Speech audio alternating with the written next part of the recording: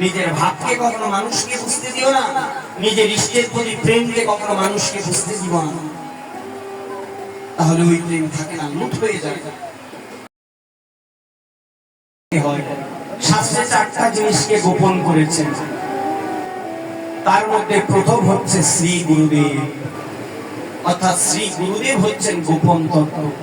আমাকে অনেকে প্রশ্ন করেন, মহারাজজি এত ভাগবত কথা বলেন, এত হরি কথা বলেন, তা ভাগবতের কোথাও তো রাধারানীর নাম নাই, ভাগবতের রাধারানীর নাম নাই কেন? এরও কারণ রয়েছে। ভাগবত গেয়েছেন কে? সুখদেব গোস্বামী মহারাজ। এই সুখদেব গোস্বামী মহারাজ ছিলেন বৃন্দাবনের শুকপক্ষী, যিনি ছিলেন শ্রীমতী রাধারানীর সহচর। এই শুকপক্ষী হৃদয়ে শ্রীমতী রাধারানীকে গুরু জ্ঞান করতেন। তাই যখন সুখদেব গোস্বামী মহারাজ যখনই শ্রীমতী রাধা ঠাকুরানীর নাম স্মরণে আনতেন, তখনই তিনি গুরু প্রেমে, কৃষ্ণ প্রেমে অচেতন হয়ে পড়তেন। আর সুখদেব গোস্বামী মহারাজ যদি অচেতন হয়ে পড়েন, পরীক্ষিত মহারাজকে ভাগবত দান সম্ভব। এই কারণে ভাগবতে গুরুকে গোপন করবার জন্য শ্রীমতী রাধা ঠাকুরানীর নাম ভাগবতে উল্লেখ করা হয়নি। কিন্তু আজকাল আমরা কি করি?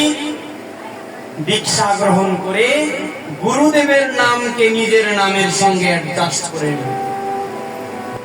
জপথলির মধ্যে কেউ কেউ গুরুদেবের ছবি ছাপিয়ে দিচ্ছে, কেউ কেউ গেঞ্জির মধ্যে গুরুদেবের ছবি ছাপিয়ে দিচ্ছে, কেউ কেউ পাঞ্জাবির মধ্যে গুরুদেবের ছবি ছাপিয়ে দিচ্ছে। শাস্ত্র বলছে গুরু হচ্ছে গোপন বস্তু, গুরু হচ্ছে গোপন তত্ত্ব। আর আমরা মনে করি গুরুকে যত ভাবে উপস্থাপন করা যায়।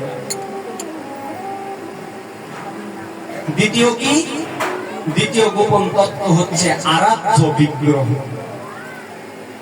যিনি যে বিগ্রহের আরাধনা করেন, সেই বিগ্রহকে সর্বদা গোপনে রাখতে হবে। নিজের ইষ্টকে যত গোপনে রাখবে, ইষ্টের প্রতি প্রেম তত বৃদ্ধি পাবে। আজকাল আমরা তো সেবা করি, মানুষকে দেখাই, আমরা সেবা করি মানুষকে দেখাই কে কত সুন্দর সেবা দিতে পারে। বর্তমানে ভগবত সেবা এটা ফেসবুকে দেখানো হচ্ছে একটা ট্রেন্ডিং। কে কত সুন্দর ফুলের মালা বিগ্রহকে দিল, কত সুন্দর ড্রেস দিয়ে বিগ্রহ পরাইলো। মানে বিগ্রহ সেবা নয়, এখন বিগ্রহ সেবা পুতুল খেলায় পরিণত হয়ে গেছে। মানে আজকাল আর বিগ্রহ সেবার মধ্যে নাই। অর্থাৎ কে কত ভালো সেবা দিচ্ছে এটা মানুষকে দেখানোই হয়ে গেছে এখন বর্তমানে ট্রেন্ডিং। কিন্তু না, সেবাটা করতে হয় গোপনে, ভজনটা করতে হয় গোপনে। তোমার কাছে একখানা আম হয়েছে, ওই আমখানা ততদিন সুরক্ষিত থাকবে যতদিন পাড়ার ছেলের চোখ ওই আমের উপর না পড়বে। যদি ওই মিষ্টি আমে তোমার পাড়ার ছেলের চোখ পড়ে, একদিন না একদিন ওই আম লুট হয়ে যাবেই যাবে। মহাজনগণ বলছেন, যদি ভজন করতে হয়, যদি সাধন ভজন করতে হয়, গোপনী করতে হয়, কেন? যাতে পাড়ার লোকে তোমার ভজনে ঢিল মারতে না পারে, ঢিল মারতে যেন না পারে। ওই ভগবত শ্রী গুরু কর্তৃক সুমিষ্ট পরিপক্ক আম্রখানা যেন কেউ ছিনিয়ে নিতে না পারে, গোপনই করতে হয়।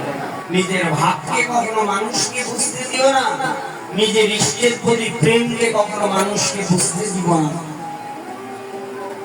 তাহলে ওই প্রেম থাকে না, লুট হয়ে যায়। যার কাছে পরশ পাথর রয়েছে সে কখনো বলে বেড়ায় না, তাহলে কি হয়? চোরের নজর পড়ে যায়।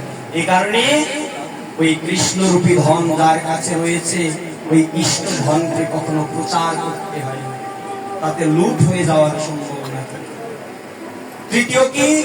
তৃতীয় কোন বস্তুটিকে গোপন করতে বলেছেন? তৃতীয় হচ্ছেন জপের মালিকা। অর্থাৎ যেই মালায় তোমরা জপ গ্রহণ করো, জপ করো, ওই মালাটিকে সর্বদা গোপনে রেখে জপ করতে হবে। অর্থাৎ জপের মালাকে কখনো থলির বাহিরে বের করে সর্বসম্মুখে জপ করা যাবে না। একখানা থলির ভিতরে বা কাপড়ের মধ্যে রেখে আচ্ছাদন দিয়ে তারপরে ওই মালাকে জপ করতে হবে। আর চতুর্থ হচ্ছে গুরু প্রদত্ত বীজ মন্ত্র, যেটা কখনো প্রকাশিত করা উচিত নয়, উচ্চস্বরে বলা উচিত নয়। শ্রী গুরুদেব যে মন্ত্র দিয়েছেন তোমার কর্ণে, সেই মন্ত্রকেও গোপনে রাখতে হয়। তাহলে চারটা গোপন জিনিস কি কি মা? প্রথম হচ্ছে শ্রী গুরুদেব, দ্বিতীয় হচ্ছে আরাধ্য বিগ্রহ, তৃতীয় হচ্ছে জপমালিকা, তৃতীয় হচ্ছে গুরু কর্তৃক যে নাম আমরা পেয়েছি সেই বীজ মন্ত্রকে গোপনে রাখতে হয়। শাস্ত্রে চারটা জিনিসকে গোপন করেছে।